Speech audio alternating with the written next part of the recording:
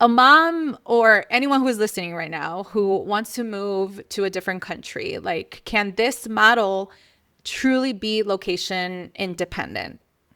110%. Yes. Like when you work for clients, I mean, essentially you are an independent contractor, and as an independent contractor, a client literally can't tell you when to work. Like you can do Yeah. this at, 2 a.m. their time if that's when you want to work, right?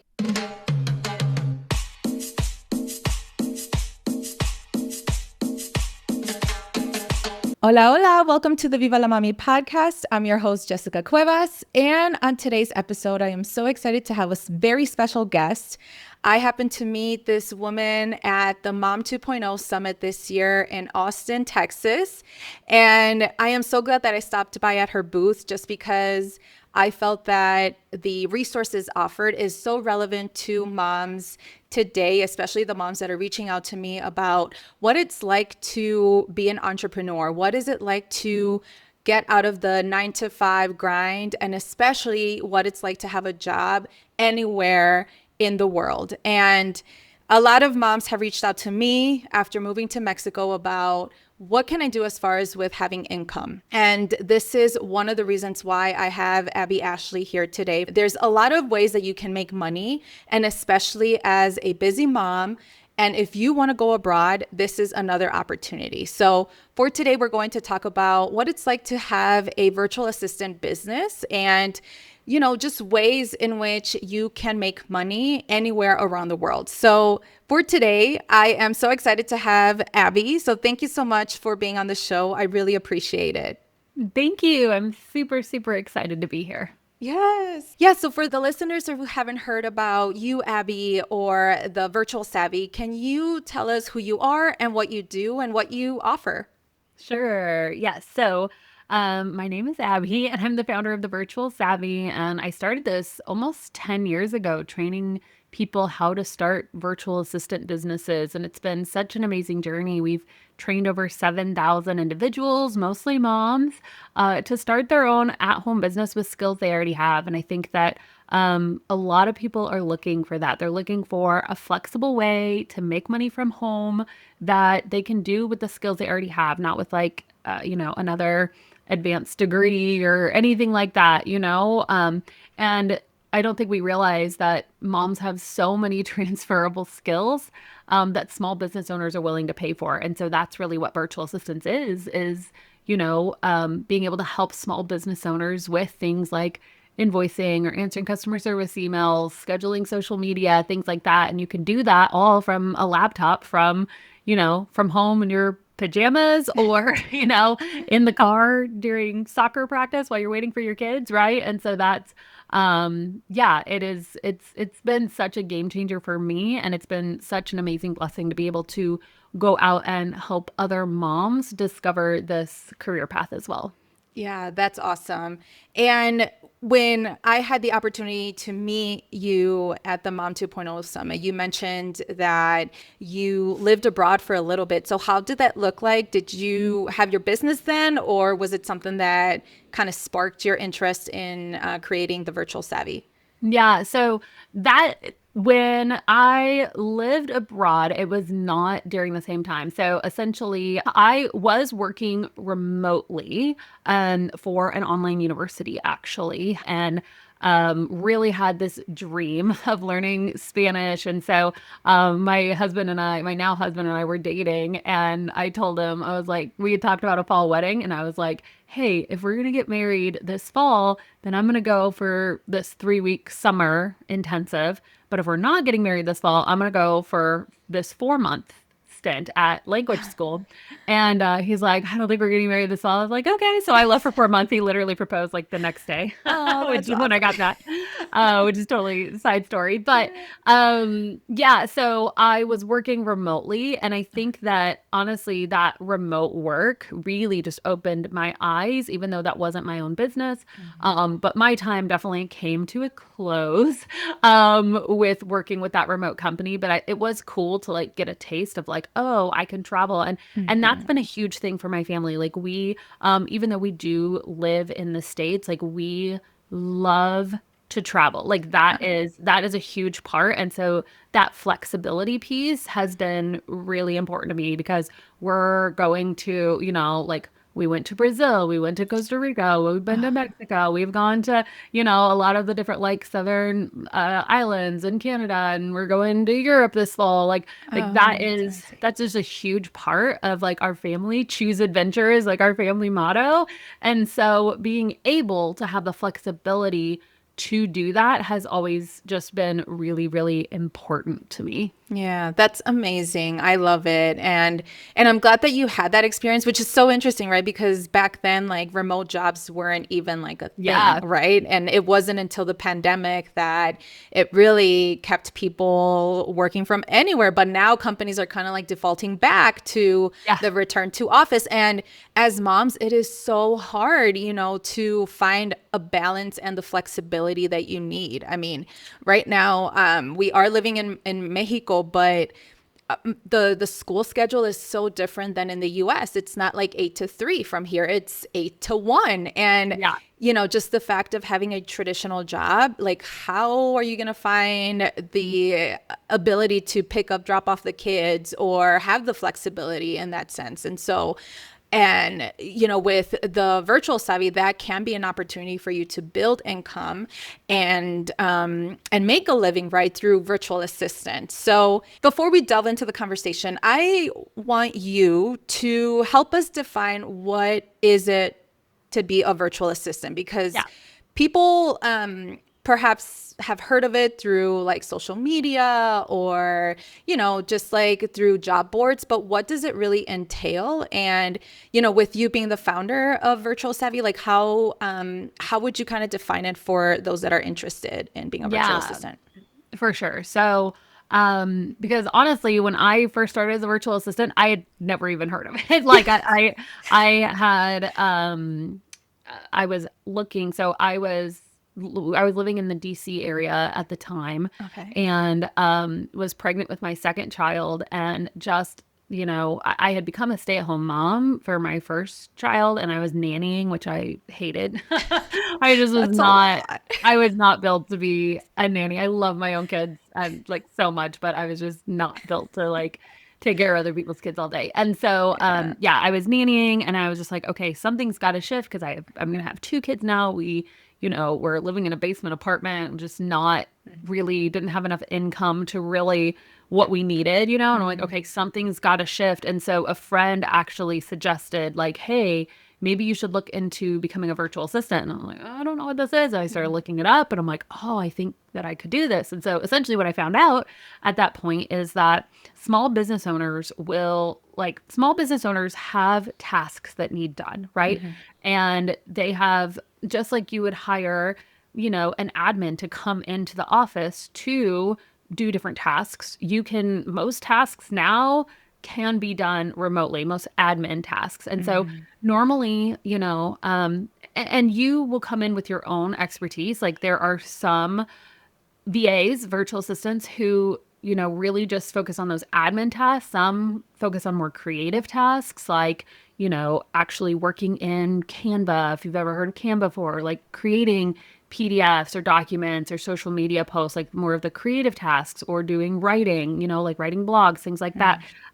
So you might be more admin, you might be more creative, you may be more technical, like you're wanting to be in like the back end of a website, or, putting together integrations between getting these two softwares to talk together. Like you can come in with like your own background, but most of my VAs come in more on like that admin side. And so that would be doing things like answering customer service emails, data entry, scheduling social media. So you don't even have to necessarily create the social media posts unless if that's something you enjoy doing. You would, just when they have the post, you would actually go in and schedule it in like Meta's scheduler or whatever. Calendar management, helping with, for me, like I have a YouTube channel. So I literally have a VA that goes in and just helps me upload all my videos to YouTube, put in all the descriptions, all the tags, things like that. And then she goes through and answers any comments too that people have. So there's just so many of like these small tasks that business owners, if you can get them out of the weeds and day to day, they can actually focus on growing their business. And so Right. you're such a value add. Sometimes we think like, oh, it's just admin, but really what you're giving people back is time and time to focus on those higher level tasks. And that is really, really invaluable. And so small business owners will pay. A lot of my VAs start off at 30, 35, $40 an hour. And then they'll sell packages of hours. So for instance, they may sell a package of hours to a small business owner, like 20 hours for the month. So that would be a $600 package if your rate was $30 an hour. And then that business owner, since they bought a package of 20 hours for the month, would basically have 5 hours a week with you. And so, if you had 4 of those clients, then that's a part-time, right? You're working about 20 hours a week from home or from wherever, right? Flexibly, and be making, what would that be? Like $2,400 a month. And so that can really add up too, because you can eventually, if you want to, like some people are like, that's all I want. I want to work part-time and I want to make $2,400 a month. Cool. Do that, get your core 4 clients and you're good. That's all you need. Because most VAs can like replace their income with 4 to 7 clients, by the way, which That's is really, awesome. really cool. Oh, I love And it. I know it's so cool. And so that if you get those core 4 and you want to like keep growing, well, you could do this full time or you could build a team, right? And that's Yeah. what a lot of my VAs do is they'll build a team and then they'll pay subcontractors to do some of the work. So yeah, that was very Oh, lengthy, that's but that's amazing. essentially what it is. No, I love it. I love it that you kind of set the foundation for us and kind of, you're already like bringing ideas in my especially as I scale up my business and grow, right? And how it can be a possibility. And I love it that especially for moms, right, who I think that it is the ultimate sacrifice, right? Especially for career women that essentially leave their professions to be 100% like stay-at-home moms. And for me that has been a challenge because I used to be that, right? Like I used to be so involved in my career. I come from higher education as well. So like I loved it. It was part of who I was. It was part of my identity. But then when I became a mom, I made the decision, and I feel like that is a privilege in itself, right? To make the choice of leaving your full-time career and taking care of your kids. But in itself, I felt that, it's also a new identity. And I went through this identity crisis where I'm like, well, what if when I return back to a traditional 9 to 5, which for me, I don't think that's ever going to be the case. But if I decide to, what if I lose all of the skills that I had? Like, what if I don't generate, this level of being competitive compared to another applicant because I wasn't in the workforce. And so I feel like through virtual assistant, this can be another way to hone in on skills and actually grow them into something that perhaps moms never thought of. And especially when it comes to, being a virtual assistant and trying different skills that they never thought that they were, competent enough. I don't know what your thoughts are about that. Yeah, I think that, well, I have just seen time and time again that women will like discredit themselves for sure. Like it's like, oh, I don't know if I can do this. And then you start asking like, what's your previous experience? And then you just hear like, oh, well, I used to run social media for this company, or oh, I've been even like I've been a stay-at-home mom. I'm like, okay, so calendar management, like Yeah. you can like you know how to manage a calendar if you're a mom. Like that's Yes. that's Yeah. it, right? Yeah. And customer service, like are you emailing back and forth with your kids' teachers? Are you like project management? I mean, there's so many things that you can do. And I think that I think that we discredit ourselves so Yeah. often. That's a really valid point, and that needs to change for sure. And I'm glad, that we're having this conversation. because it can allow moms to expand upon like who they are, what their skills are, and how they can contribute that into a small business. And, Yeah. kind of speaking of which, because I kind of had this question written down, like what skills are in demand at right now? Like, or have you seen a shift into especially AI, right? Like if there's a mom that is interested in being a virtual assistant, like what can they offer, especially with regards to AI being, I wouldn't say that it interrupts everything, but it can, right? And Oh no, and so, it is interrupting everything, and I think yeah, that that's really important for people to know. yeah, So I'll give you like the reality of the situation. Okay, sure. so the reality is that right now, like right now, we're recording this podcast June 29th of 2026. And so it won't come out, probably for a little bit later, Yeah. but right now people will still hire VAs who are not AI integrated essentially. Like Mm, you can still get a job because there's so many people who just need this help and it's just like I just need the help. Like you don't have to know AI. mm, We that's gonna disappear. You Virtual assistants is not going to disappear. mm. But virtual assistants who don't know how to integrate AI into their work is going to disappear. So honestly, like we are literally making this shift as a company. Is that we have done some small trainings on AI, Mhm. but we are literally going to be releasing programs in the next couple months. Like if you follow us, all the things where we are going to be doing intense training for VAs and freelancers to know how to integrate AI and which will command higher rates too, right? Yes. Which will command rates at the very bare minimum, 50, $60 an hour. And I'll Yeah. tell you what, like it's insane how it I think it can feel really overwhelming and scary. Like if you have it, like if you like just played around a little bit with like chat GPT and asked some questions, like I think that's like the starter. And that's Yeah. where I would tell everyone just begin, Yes. just get chat GPT, download the free version of Claude and just start playing around with it, Mm. and that would be like level one to where you can at least like ask questions and let it handle like some research and some copywriting or things like that for you.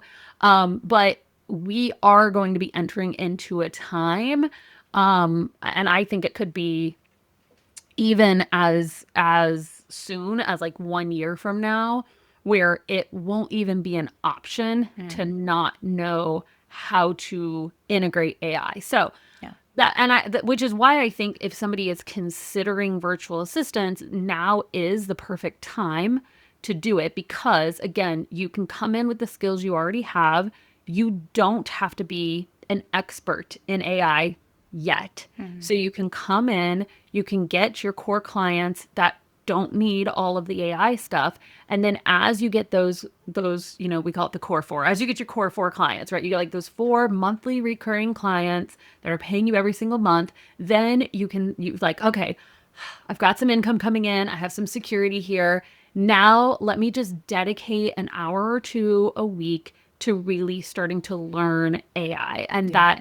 that's gonna and then you can start up leveling that and you can start experimenting with your current clients and then offering those, eventually as higher tier packages. So I do think that right now um, is just the opportune time for people to start virtual assistant businesses people because virtual assistants are soon going to just be AI integrators. Mm. They're gonna have to make that transition, Mhm. and people need that because Yeah.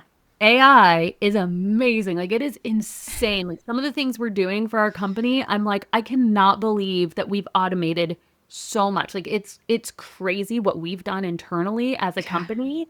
But you still have to have a human in the loop. Like there are so Yes. many things that it will take you 90% of the way and you still need that 10%. One to build the thing, to Right. automate stuff, Right. right? You need someone to actually like create the AI agent or whatever. Right. And then you need someone to maintain it, right? But then there's just stuff that it's just not there yet, Right. and that you still need, like I said, a human in the loop. So Exactly. Exactly. Yeah. And that's what I was going to say. Like, even though, AI can be utilized at our very own disposal, whether if it's personal, professional, through a VA business or what have you, like, I think that there is still that human connection that one needs.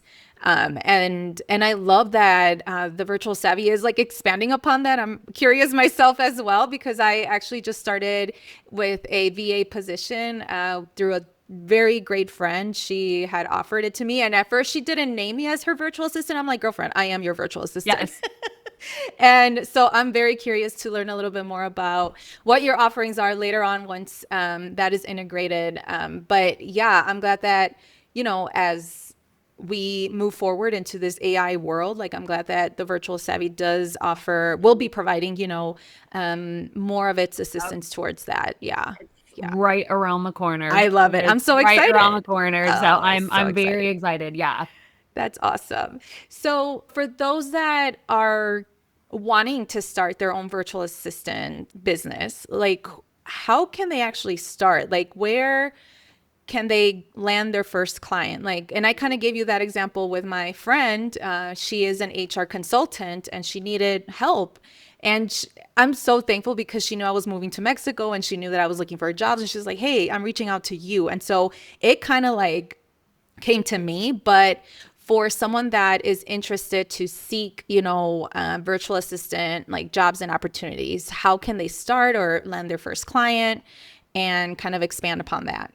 Yeah, for sure. So I would say the first steps are to really do like a skills analysis, right? Like what are the services that I could offer? And again, if we're talking about like experimenting and starting to, get into AI, just jump into ChatGPT and say, I'm thinking about starting a virtual assistant business. Here's some of my past experience. Here are some of the things I like to do. Here's, if you know any software, and it's okay if you don't, but even like I'm familiar with Google and Google Drive and Canva, even if that's it, right? Yeah. Like put any software that and say like what, give me a list of 20 services, 30 services that I could offer, right? And then let it, give you services and you could say, oh no, I don't want to do those, or yes, I want to do those, right? And so have a list of services and have like an idea of packages. Like that would be the first thing. So again, you do those packages of, 20, 40, 80 hours a month, right? That way, and you think about it, like if you can only work 20 hours a week, if one person bought your biggest package, like you sold out your services. And I Yeah. think that I just have to like pause and talk about this is why I love virtual assistants so much, is because it's monthly recurring income, right? Like that means that person would be paying you every single month that amount of money, right? And you really don't need a lot of yeses. You think about like what's, everything that's trending right now is like selling stuff on TikTok shop, or like these $27, like create a $27 digital product. Well, do you know how many people you have to sell to, and you have to take time to build a big audience, or to, to sell tons and tons of these like $27 products, where you could just get one, like instead of thousands of yeses, you just need one yes potentially to like hit your income goal for the month. And it's just, oh, I love it. Okay. Yeah. So create those packages, right? So you know your services, create your packages. There's other things too, right? We have like a whole 90-day accelerator that we help students like put this all together, as far as like, like do you need to form an LLC or not? You need to open up a business bank account. You need to, you need to have a contract and have things legal. So there are some things in there, but I would honestly say you don't even like, you could get that all together once you get your first client. If you just have your packages, you have your services and your packages, you can start telling people about it. And then once they say yes, you're like, okay, I better figure out how to invoice people, right? And to get the business side. I'm definitely like an action over perfection, like go set ready type of person. Yeah. So I'm like, just create the Just packages, do it. throw it out there. Yeah. Yeah. And then if somebody says, yeah, let's figure out all the other stuff you have to do. So yeah, if you but as far as marketing, like you said, it's no surprise that this was a friend, because I do tell people, that the first step, it's not the only way to market, but the very first step is literally just to tell your friends and family. Like you've just got to like tell people what you're doing, which is often the scariest part. Like some of us would rather just go on Instagram and like post 5 times a week and like hope nobody sees it and, you know, unfriend all of our whatever, like friends and family. But genuinely, most of my students land their first client by just telling friends and family what they're doing. We have like a whole template that you can reach out to. At the end of the episode, I can give you guys a link to that. But like, you know, you just gotta tell people. So post it on whatever social media you're most active on, that you have friends connected that will see it. Say, hey, here's what I'm starting. Even if you don't know a business owner, would you mind sharing or you know, tagging a business owner below? Send out some personal emails or texts. If you know a business owner, take them out to coffee. Not even to ask them to be your client, but just to like, hey, like I'd love to talk to you about this business idea. Like any thoughts, any ideas? You like let me buy you breakfast, and you can just tell, like almost like a business consulting. Like if I buy you business, will you just look over my business plan essentially? And then a lot of times that'll turn into a client or a referral, you know? So like those are some beginning marketing strategies that you can do. And we obviously have like more advanced strategies as well. But I always tell people don't skip that step. Like there are other rungs where you can start going to live networking events, or you can network on online platforms like LinkedIn, or Alignable is a really cool online platform that we teach people how to use. But yeah, I wouldn't neglect that very first step of your personal network. Yes, I love it. And you can always start small, like you said, and then grow upon, you know, doing the formalities of your business. And I love that you have that sort of philosophy. And I think that especially when you're trying to monetize and make a living out of, you know, a job, like this is what we have to do. We just have to allow ourselves and give ourselves permission to just start and do it, because otherwise like time is going to pass by. And if we have that sort of negative mindset about, you know, well, I don't have the skills, or I don't have the experience, or I don't have the connections, like we're never going to get to the end goal. And that is, you know, making money. And I think that, I love all the tips that you shared, just because I think that oftentimes, especially as moms, we do tend to limit ourselves, but we never know like the connections and the people that are already available to us, and we can grow upon that. And I always think that this is also a learning experience as well. Like if it didn't work out the first time, then, you know, it's all trial and error, and then you can figure it out the next time. And I think that's part of being an entrepreneur, and virtual assistants is entrepreneurship. 100%. Yeah. I tell people, well, one, no, entrepreneurship is not for the faint of heart, because you have to get used to failure. Like you have to get used to failure and rejection. And it'll give you tougher skin, because there will be people that say no, or you will try something and it won't work. Like, and then you get back up and you try again. Like that is entrepreneurship. So that is like, you have to, but the difficulty of that, right? And like breeds so much, just resilience. Like I'm such a more resilient person. Like I just wasn't a very resilient person. I'm gonna be honest. Like I'm kind of a softie. I watched a movie last night with my husband and my son. My daughter's at camp right now, and I literally like I cried through the whole movie. Like I'm such a softie, but like I have built up so much resilience being a business owner. And I always tell people too that like my approach to business and what I encourage people to do is to view anything you try in business through the mindset of that you're a scientist and not a judge, right? So like a judge would say, like, if you try something, it didn't work, it's like, this was bad, or I am bad, or this was wrong. Like, it's like right and wrong and this and that. And I made a mistake. And I, you know, like almost like some of us go as far as like, I got a punishment for that mistake, or I'm going to cut this off and restrict, like, I won't do this again because I've judged that this is wrong. Whereas like a scientist is always just like, I have a hypothesis. Like, I wonder if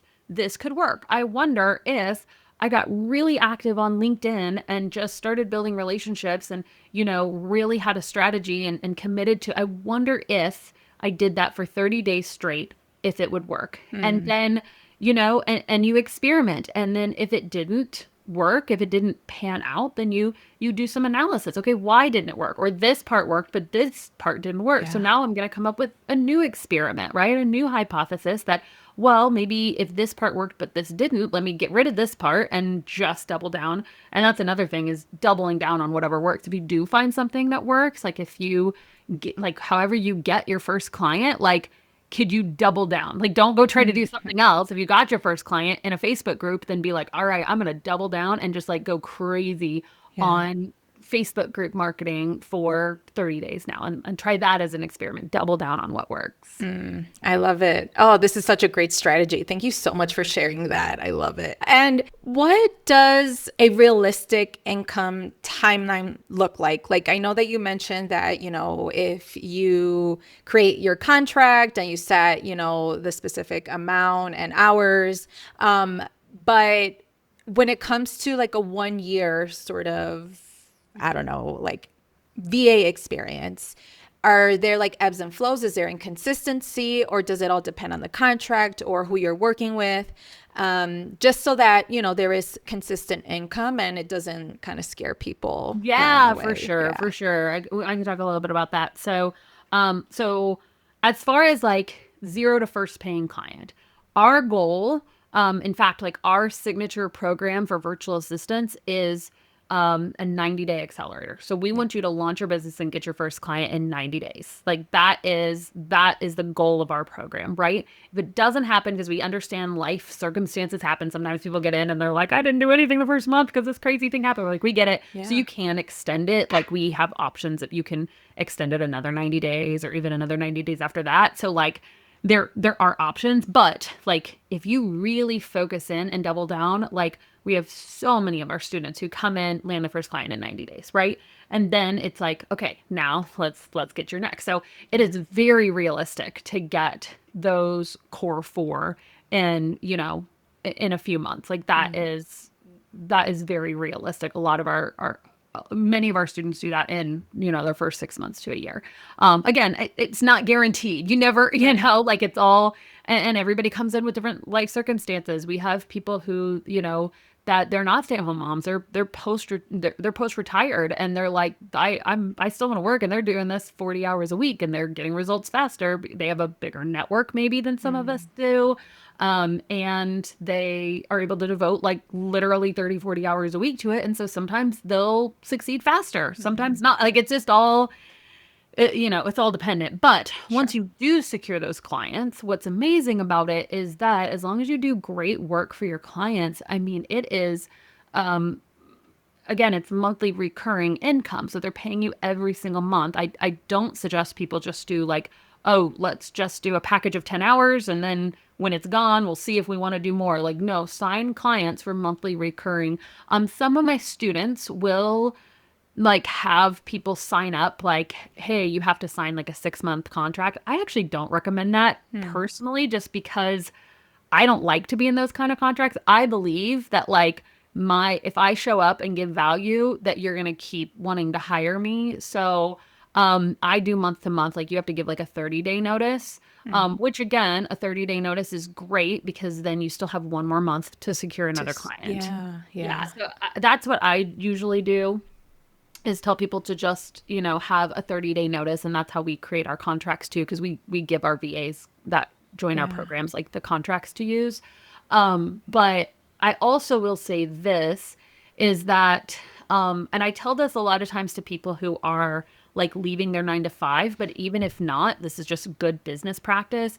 Your first few invoices, essentially, like if you sign a client or two clients, whatever, I would pretend like your first few paid invoices don't exist and you put those in a business savings account, because Mm. if you can build up, and everybody's number is different, but like if you can build up an entire month or, 2 months, 3 months, whatever. In my business, we always like to have 3 to 4 months, but I've also been in business 10 years. So if you did that over time, but even if you just set a goal, like your first year, like, okay, I want 1 month's, like, of my salary or my business, like like what I would want to generate in 1 month or what my full-time job pays me, in 1 month. I want that in a savings account. Make that a goal. And then year two, okay, now let me try to get 2 months savings in there because then you do have a little bit of that buffer if a client, because sometimes things happen and clients will for whatever reason they sell their business or Yeah. they don't they decide to quit their business or they just can't afford your services anymore or something Yeah. like that. Things happen. And Sure. so that's why I do tell people to kind of build up slowly like a little emergency fund. Yes. Oh, that is such a great tip. Yes. And I think it can also be based upon like taxes too, because Uncle Sam is going to come and Mhm. get you. So, Yeah, and that's why I'm like, don't undervalue yourself because those no. self-employment. I tell people to save back 30%, which is but if you're Yeah. saving back 30% of everything of your profit too, so Hmm. not like not how much money comes in, but Hmm. after expenses. So if you end up Sure. software, or if you Right. join a coaching program or something, you can deduct that, but then 30% of your profit in your business, again, chuck it in a savings account. Hmm. And then when tax time comes, most often it's less than Right. that you'll have to pay. It depends on your tax brackets and all the things. But like it's just a good practice. And then Yeah. you're not stressed come tax time. And sometimes it can be exciting too, because then tax time comes and you're like, okay, I paid my taxes and here's what's left over. And then you like pull that out and give that to yourself as a bonus and Right. Oh, I go love out that. to dinner or go on a trip or depending on how much is in there, Yes. right? So, Yes. You treat yourself and yeah. yeah, that's a really great reminder. Thank you so much. And I know that we're speaking a lot about business and strategy, right? About, essentially how to be an entrepreneur.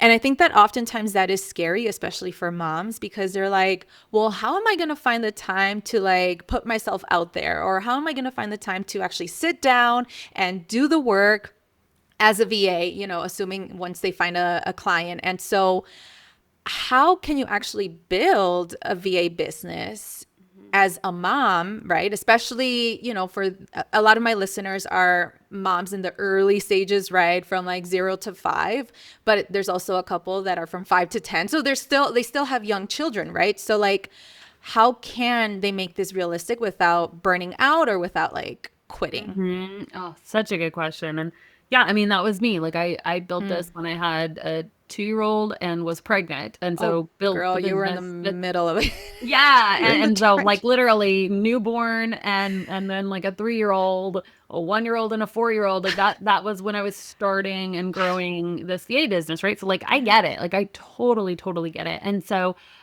what I tell people to do, we have this project where what we do is I have my students come up with an ideal week.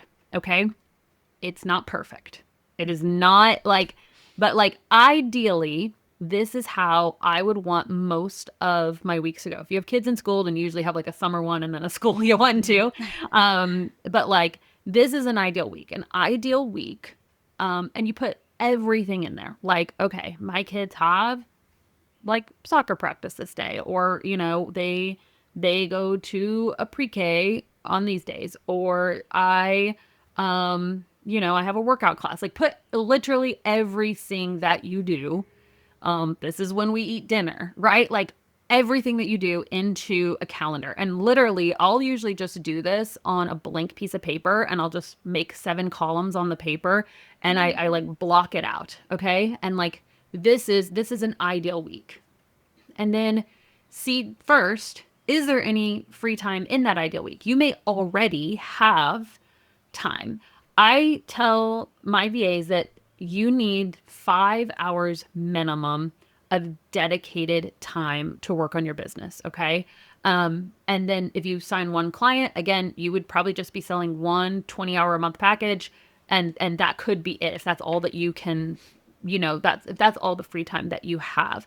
But you need some dedicated time, not distracted time. Distracted time is where like a 2-year-old is asking you for juice, like pulling on your shirt. Like I can sit down and I can do deep work time. Yeah. Okay. So, and that may be during your kids' nap times. It may be before they wake up. It may be when they go to bed, right? It may be, and I would really, really challenge anybody to do this. It may be that you begin asking for some help, right? Mm-hmm. Because we're not very good as moms at doing that. But I've always had the mentality that like it is great for my kids to have more people in their life who love them.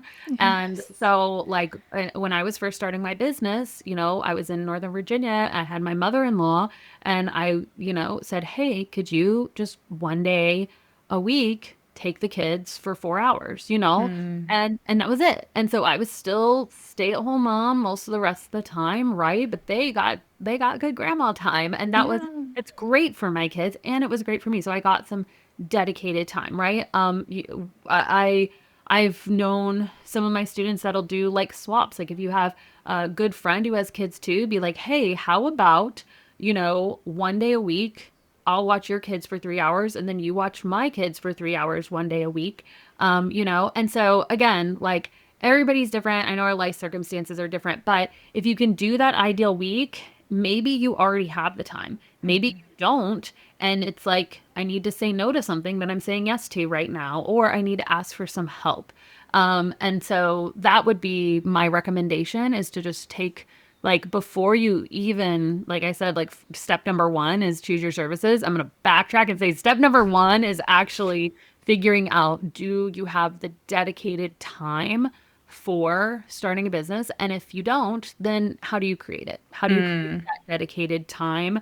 A lot of us, honestly, if we just didn't scroll on our phones for an hour every night and Yes. went to bed and just woke up an hour earlier, then that would, an hour earlier, 5 days a week, and we'd be good. So Yeah, exactly. everyone comes in at their own circumstances. So you got to find out what's going to work for you. Right, right. Yes. And I think it's all about mindset, right? Like if you really want this, if you really want to make income, if you want to have your own business, I mean, that in itself, there's going to be some sacrifices. Like sometimes you're going to have to maybe wake up a little early than usual or go to bed a little late. And I think that at least through virtual assistant, like this type of business model, like you'll see the results, I think, sooner than if you were to have like your own kind of traditional business. Because I mean, I think there's like pros and cons to everything, right? And there's going to be different results, but I think that at least through the virtual savvy accelerator, like I think that program can literally equip you with what you need, and then you can literally get started in 90 days. And I love that. I love the support that you're providing, and kind of creating a community with like-minded people. And that's oftentimes what a lot of people need, where they don't feel like they're doing this alone, because that's when they can scale up and grow their businesses through this particular lens. And I love it. And I think that for the listener who is dreaming of moving abroad, right? Because again, this was all inspired based upon so many moms reaching out to me about what can I do as far as with income while living abroad. Like if a mom or anyone who is listening right now who wants to move to a different country, like can this model truly be location independent? 110%. Yes. Like when you work for clients, I mean, essentially you are an independent contractor, and as an independent contractor, a client literally can't tell you when to work. Like you can do this at, 2 a.m. their time, if that's when you want to work, right? And so, yeah, not only is it possible, but our top student, actually, she did $2 million in her business last year. Oh my Our top student, gosh. she's grown this massive agency. It's been so cool. She grew up in Brazil, moved to the States. Her and her family moved to the States, I forget, sometime, I think like high school or so. I don't know, when she moved to the States. But essentially, she was living in Miami. And when her business started to take off, her and her husband were like, "Hey, like, what if we tested like living in Brazil? Like there's no like moving back to Brazil. This is like a great time to do it. The business is doing well. let's think about moving to Brazil. And they had 3 kids. Let's just try it for a year. They did it. They loved it. And now they live full time in Brazil. That's amazing. And she runs her business from there. So, I mean, they're still, US citizens. They still pay their taxes, everything to the US, but they live full time in Brazil. So it's definitely location independent for sure. Yeah, I love it. I love it. Yeah. So there you heard it. For those that are desperate to, seek other ways to make income, like this is also another avenue by you becoming a virtual assistant. And the Virtual Savvy does provide a lot of resources. And so, as far as with investing in starting up a virtual assistant business, like what can people do? How can they become members? And how can they join your programs? Yeah, honestly, the where I would have everybody start is this free training that I have, and that's my Become a Booked Out Virtual Assistant training. It's a free training. It's on demand. You can watch it anytime. You can literally like have it playing while you do dishes or whatever. It is it's a free training where I talk about like choosing your services. We talk about the packages. I literally like show you examples of the packages, and then I share my top 3 places to find paying clients. So some that I didn't even mention in this episode, that template of how to reach out to friends and family is in that training. So I would start there. That training will at the end introduce you to our 90-day accelerator if you want to do that. A lot of people, end up going and just using some of the free tips to get their first paying client, and then join the accelerator to whatever. So that's where I would have most people start. So the virtualsavvy.com/booked out. Yes. And I'll share the link in the description, and that way people know where to get started. But I also believe that, especially for those that are truly wanting to be dedicated and want to make money, I think that it is also important to invest in a couple resources. And I think that the Virtual Savvy, it's not just the accelerator, it's also the community that is involved. And so, especially as moms, like I think that we often want to connect with other people, but we don't know how. And this is just another avenue. And so I'm also excited to share that I have an affiliate link, which I will link in the description of the show notes of this episode. And that way, you can get started with becoming a virtual assistant. But Abby, any final tips that you want to share to a mom listening, especially if they're interested in moving abroad? What is something that you want to share? Yeah, for sure. I mean, one of my mottos is just action over perfection. I know that we are all just chronic overthinkers, and sometimes you've got to take a step and just trust that like we are smart. Like we are people who figure things out. So whether it's starting a business, whether it's moving abroad, whatever is like the next thing for you. I think that we make some of our best decisions in motion. So just start moving. Just take the next step. Like you don't have to have enough boldness or courage for step 10, right? Like if you're thinking about moving abroad, like you don't have to have enough courage to like pack up your bags and get on a plane today. You need to have enough courage to like start researching where you would live, right? You need to have enough courage to start researching to take a training about, how would I make income? Maybe as a virtual assistant, right? Like you just have to have enough courage for the next step. And I think so many of us just get paralyzed thinking about steps 10 through 20 when it's like, well, you don't need to have courage for those things yet. Like just have enough courage for step 1.